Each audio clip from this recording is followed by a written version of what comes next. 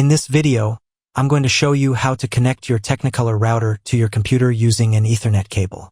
This is an easy and trustworthy method for establishing a stable internet connection.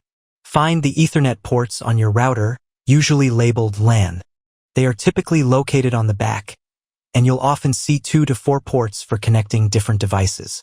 Next, plug one end of an Ethernet cable into the LAN port on your router. Connect the other end of the Ethernet cable to your computer's port, typically found on the side of laptops or at the back of desktop computers. Your computer should recognize the connection automatically. If it's not working, make sure your router is powered on and configured properly. In the video description, you'll find a tutorial on optimizing your Technicolor router for better performance, as well as other helpful guides. If you found this guide helpful, please give this video a thumbs up, subscribe to the channel, and share your thoughts in the comments.